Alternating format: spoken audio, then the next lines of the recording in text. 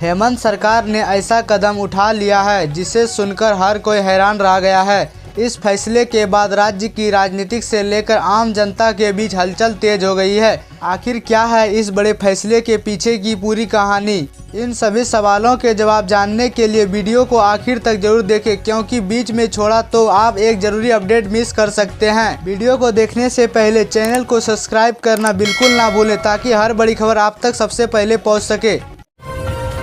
क्या झारखंड की राजनीतिक में होने वाला है बड़ा खेल? क्या मुख्यमंत्री हेमंत सोरेन की पत्नी कल्पना सोरेन अब दिल्ली की राजनीतिक में एंट्री करने जा रही है? जानिए पूरी खबर जो बदल सकती है राज्य की सियासत का समीकरण। आज हम बात कर रहे हैं झारखंड की राजनीतिक में हो रहे एक बड़े बदलाव की, जहां कल्पना सोरेन को लेकर बड़ी खबर सामने आ रही है। सूत्रों के मुताबिक गांडे की विधायक कल्पना सोरेन जल्द ही राज्यसभा जा सकती है। हालांकि अभी तक इसकी कोई आधिकारिक घोषणा नहीं हुई है, लेकिन जन राजनीतिक गलियारों में इसको लेकर चर्चा तेज हो गई है। अगर ऐसा होता है तो ये सिर्फ उनका प्रमोशन नहीं होगा, बल्कि पूरे झारखंड मुक्ति मोर्चा जेएमएम के लिए एक बड़ा राजनीतिक कदम माना जाएगा। कल्पना सोरेन का राज्यसभा जाना मतलब पार्टी का राष्ट्रीय स्तर पर मजबूत होना। दिल्ली में बैठकर वह झारखंड के मुद्दों को सीधे केंद्र तक पहुंचा पाएगी। आदिवासी जमीन, खनिज और सामाजिक न्याय जैसे मुद्दों को मिलेगी बड़ा मंच। साथ ही महिला नृत्य को भी मिलेगी बड़ा बढ़ाव। हेमंत सोरेन के साथ उनका बढ़ता राजनीतिक कद ये दिखाता है कि पार्टी अब नई नृत्य लाइन तैयार कर रही है। यह कदम संगठन को मजबूत करने और भविष्य की राजनीति को स्थिर बनाने की दिशा में भी देखा जा रहा है। झारखंड में इस बार 2 राज्यसभा सीटों पर चुनाव होना है।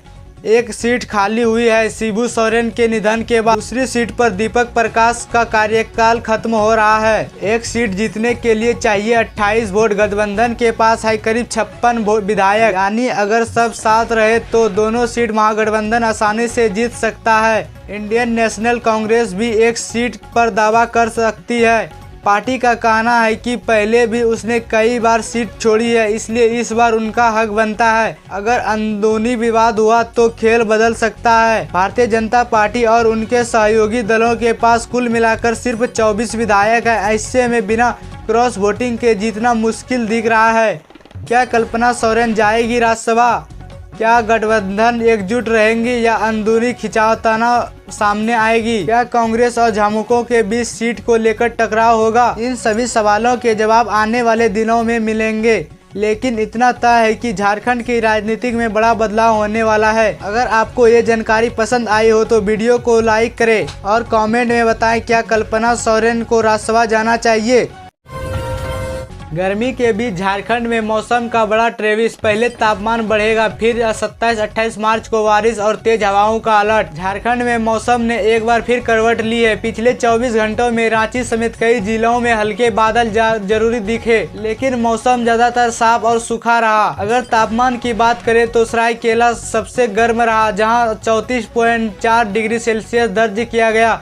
वही गुमला जैसे ठंडा जिला बना, जहां तापमान 11.9 डिग्री सेल्सियस तक गिर गया था। मौसम विभाग के अनुसार अगले 4 दिनों में तापमान 5 से 6 डिग्री तक बढ़ सकती है, यानी गर्मी धीरे धीरे बढ़ने वाली है। लेकिन असली बदलाव 27 और 28 मार्च को देखने को मिलेगी। इन दिनों में पूरे झारखंड में बारिश, मेघ गर्जन और 30 से 40 किलोमीटर प्रति घंटा की तेज हवा चलने की संभावना है। इसके लिए येलो अलर्ट भी जारी किया गया है। सुबह के समय रांची, खूंटी और लोहरदगा में घना कोहरे भी दिखने को मिल रहा है, जिससे विजिबिलिटी कम हो रही है। राहत की बात यह है कि 29 मार्च के बाद मौसम फिर से साफ हो जाएगा। खराब मौसम के दौरान खुले स्थानों से दूर रहें और सतर्क रहें। तो दोस्तों तैयार रहिए, झारखंड में आने वाले हैं मौसम का डबल झटका। पहले गर्मी फिर बारिश। झारखंड में नौकरी का बम्पर मौका, 1200 डॉक्टर और 7500 एएनएम की भर्ती, बड़ा ऐलान।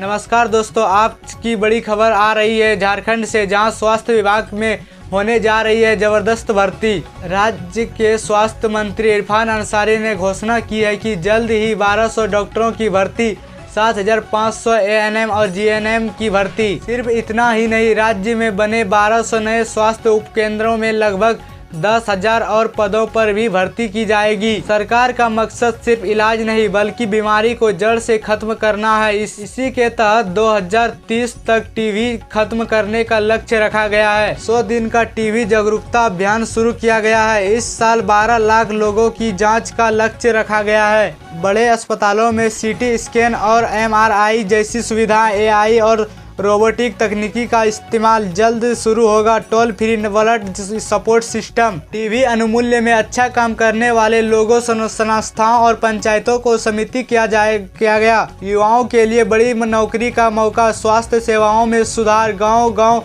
तक बेहतर इलाज की सुविधाएं। अगर आप सरकारी नौकरी की तैयारी कर रहे हैं तो ये मौका आपके लिए बहुत बड़ा है। जल्द ही इन भर्तियों की प्रक्रिया शुरू होगी, इसलिए अभी से तैयारी शुरू कर दे।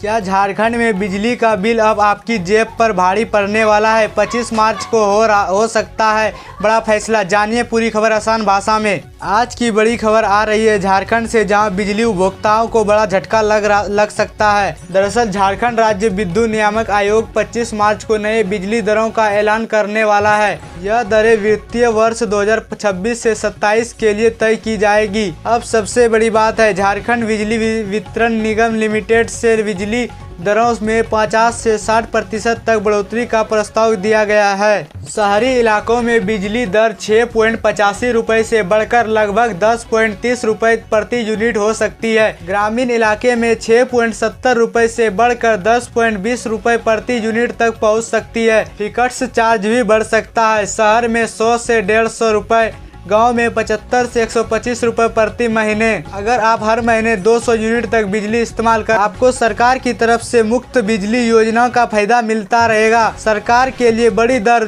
5.30 रुपए से बढ़कर 9 से 10 रुपए। किसानों के लिए बिजली दर 5.30 रुपए से बढ़कर 9 से 10 रुपए प्रति यूनिट हो सकती है।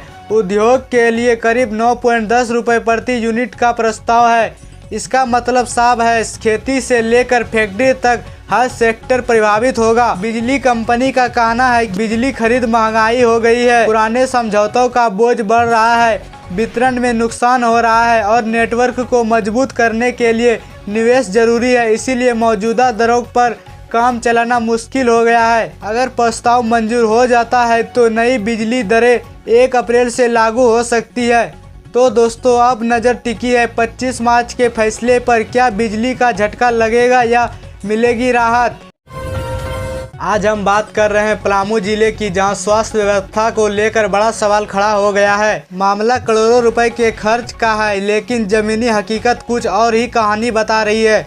डॉक्टर शशिभूषण मेहता, जो कंपाकी के बीजेपी विधायक है, उन्होंने स्वास्थ्य विभाग की पोल खोलते हुए कहा है कि सरकार बिना जरूरत के नए स्वास्थ्य केंद्र बना रही है, जबकि पुराने केंद्र आज भी अधूरे और बंद पड़े हैं। उदाहरण के तौर पर गोराडीह गांव में 12 साल पहले बना प्राथमिक स्वास्थ्य केंद्र आज तक बिना डॉक्टर और स्टाफ के बंद पड़ा है। और हैरानी की बात यह है कि सिर्फ 1.5 किलोमीटर दूर पर एक बड़ा अस्पताल पहले से चल रहा है। इसके बावजूद सरकार वहां फिर से करीब 1.5 करोड़ रुपए खर्च कर नया केंद्र बनाने की योजना बना रही है। इसी तरह बोरोडरी और बोलियारी गांव में भी भवन तो बन गए हैं, लेकिन डॉक्टर नहीं है। विधायक का आरोप है, पुराने अधूरे भवनों की नज़रअंदाज करके नए निर्माण कराना पैसे की बर्बादी और संदिग्ध प्रक्रिया है। उन्होंने इस मामले की उच्च स्तर जांच की मांग की है और कहा है कि वे इस मुद्दे को स्वास्थ्य मंत्री के सामने उठाएंगे। साथ ही ईडी और सीबीआई को भी शिकायत भेजेंगे। पहले पुराने स्वास्थ्य केंद्रों को पूरा किया जाए और वहां डॉक्टरों की नियुक्ति हो, तभी आम जनता को सही इलाज मिल पाएगा। कुल मिलाकर सवाल यह है, क्या सरकारी पैसे का सही इस्तेमाल हो रहा है या फिर लापरवाही और भ्रष्टाचार हावी है? आपकी क्या राय है, हमें कमेंट बॉक्स में जरूर बताएं। पश्चिमी बंगाल चुनाव में JLKM की एंट्री, जयराम महतो का बड़ा बयान। झारखंड लोकतांत्रिक मोर्चा यानी JLKM का पश्चिमी बंगाल विधानसभा चुनाव में भी उतरने जा रही है। पार्टी के अध्यक्ष और डुमरी विधायक जयराम महतो ने ऐलान किया है कि उनकी पार्टी 5 से 10 सीटों पर उम्मीदवार उतरेगी। धनबाद में कोर्ट में पेशी के दौरान जयराम महतो ने बोकारो में सिलियारगोड़ी मामले में खुद को निर्दोष बताया। उन्होंने कहा है कि आंदोलन में मौजूद नहीं थे, सिर्फ बैनर पर तस्वीर होने की वजह से उन्हें फंसाया गया है। राजनीतिक बयानबाजी में उन्होंने इस मजाकिया अंदाज में कहा, अभी हम स्कॉर्पियो से चलते हैं, जब हेलीकॉप्टर से प्रचार करेंगे तब असम चुनाव लड़ेंगे। इसके साथ ही उन्होंने हेमंत सोरेन और भाजपा दोनों पर निशाना साधा है।